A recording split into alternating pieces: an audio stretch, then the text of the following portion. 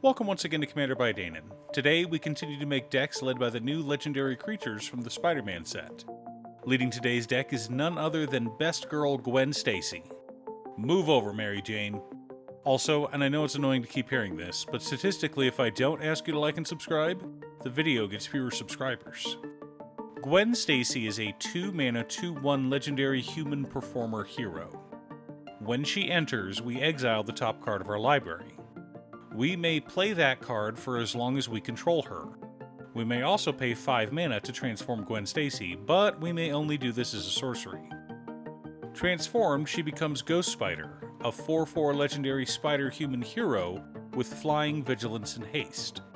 Whenever we play a land or cast a spell from exile, we put a +1/+1 counter on Ghost Spider. Additionally, we may remove 2 counters from Ghost Spider. If we do, we exile the top card of our library, and we may play it this turn. Quick note about the new Spider-Man cards. I mentioned this in yesterday's video, but just in case you didn't watch it, there was a rule change that came with the new Spider-Man set. As I'm sure you noticed, Ghost Spider has a mana cost. She is an MDFC that can transform. Prior to the set, these were 2 separate abilities. An MDFC was a 2-sided card, but you picked one or the other. You could not transform it once it was on the battlefield. Meanwhile, a card that transformed had to be cast from the front side, and then you activate it to transform it, usually by paying mana. With this new set, all MDFC cards can be transformed, but only cards from this set have a built-in way to do so. Quick note on budget. This deck, at the time of recording, was close to $200. Most of that came from new cards, and the pre-order prices on those cards is out of control. I wanted to ensure the Spider-Man decks on my channel were mostly thematic. Now, Gwen Stacy's dad makes pretty good money as a captain in the NYPD, so she could probably afford a more expensive deck. But depending on the version of Gwen, she either doesn't want to stand out, or she doesn't want to seem rich. So this is a mostly budget deck. But before we get to our deck list, a quick word from our sponsor, Ultimate Guard. The Return to Earth Boulder series is unique in that they are made almost entirely of renewable resources rather than plastic. And lately, Ultimate Guard has been printing these not just in solid colors, but with artist print, like the new Squaros series. As part of a set, you can call upon all of the Justice League to protect your commander decks, like this one featuring Wonder Woman. Pick yours up today at your local game store, or order it on Amazon. Link down below. In order to build a functional commander deck, you need lots of different pieces, which is why I try to rely on my handy-dandy checklist. 50 mana sources, usually split between 37 lands and 13 pieces of ramp, 10 pieces of card advantage, 8 to 10 pieces of spot removal, 2 to 3 board wipes, 2 pieces of graveyard hate, and 1 sudden I win card.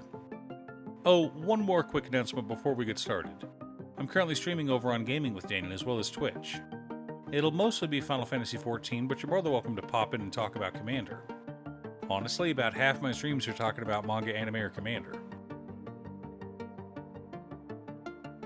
Our land base consists of Command Tower, Exotic Orchard, Mystic Monastery, Sulphur Falls, Clifftop Retreat, Glacial Fortress, Volatile Fjord, Alpine Meadow, Glacial Floodplain, Molten Tributary, Sacred Peaks, Idyllic Beachfront, Shivan Reef, Battlefield Forge, Adarkar Wastes, Frostboil Snarl, Fury Calm Snarl, Port Town, Is It Boilerworks, Boros Garrison, Azorius Chancery, Scavenger Grounds, Myriad Landscape, Evolving Wilds, Terramorphic Expanse,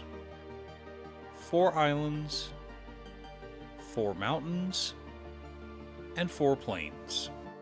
Pretty straightforward.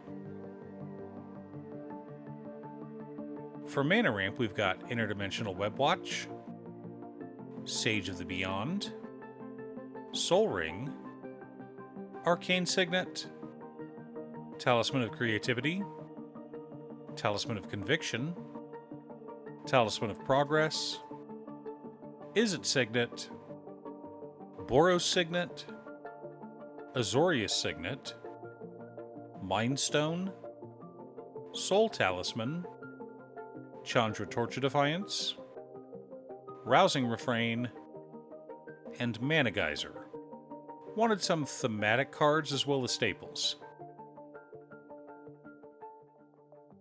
Our card advantage package consists of Vega the Watcher, Light Up the Stage, Kami of Celebration, Oriange Augerelt, Professional Facebreaker, Expressive Iteration, Charred Foyer Warp Space, Ren's Resolve, Bonehorde Dracosaur, Commander Liara Portier, Urabrask Heretic Praetor, Surge of Brilliance, Behold the Multiverse, Commune with Lava, Ignite the Future, Amanato's Augury, Whirlwind of Thought, and Jace Reawakened.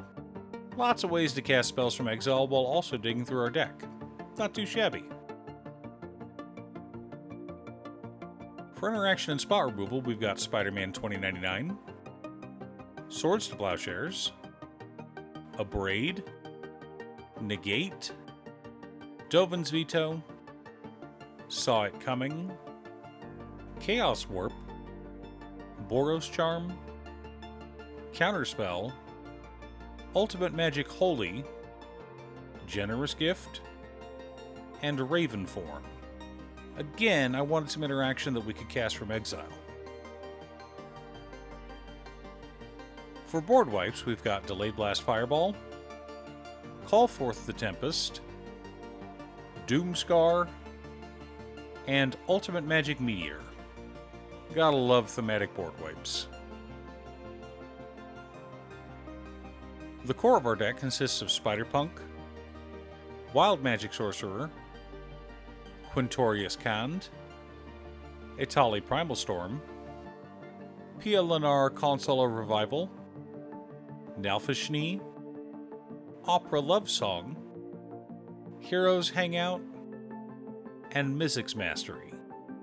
Supporting our plan, we've also got Spider-Verse, Passionate Archaeologist, Arcane Bombardment, Inexorable Tide, Flux Channeler, Swiftfoot Boots, and Lightning Greaves.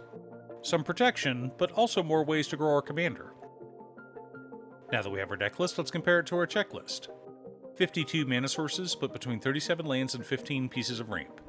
A little high, but that's fine, because we have a higher curve. 19 pieces of card advantage, counting our commander. 12 pieces of interaction. 4 board wipes, some of them one-sided. 1 piece of graveyard hate in Scavenger Grounds. 1 sudden I win card in Mizzix Mastery. So, Ghost Spider gets bigger the more spells we cast from exile. If we overload Mizzix Mastery and cast a whole bunch of spells from exile, we could grow her to the point that we could smash an opponent. In theory, we could make her a 21/21 in a single turn, swing out, and take out one of our opponents. Gotta love not only casting a bunch of spells for free, but also finishing someone off. Are you building a Gwen Stacy commander deck? What's your secret deck tech? Leave a comment below. Thanks for tuning in. Once again, a huge shout out to my editor Cute Stuff. I couldn't make these videos without her. If you'd like to hire her to edit your own videos, she can be reached at cutestuff.edits@gmail.com. Link is down below. If you're looking for ways to support the channel directly, you can head on over to patreon.com/Danon. You can have a video made or just ask for help building or tuning a deck list. I also wanted to give a quick shout out to all of my patrons: Waffles, Jiraiya, Muffins, Marcus, Brett, Roxy, Alix, Borgie, Nazwin, Conga, Robert Pye, Kazaris, Patrick Tiz, Art, Richard Sint, Boomy, Oscar, Justin, Golden Walker, Captain Hammer, Yordi, and Sleech. You guys are awesome. I post new Commander Deck videos every weekday, so be sure to subscribe and ring the bell to be notified of new videos. Again, thanks for watching, and I'll see you all again next time on Commander by Danon.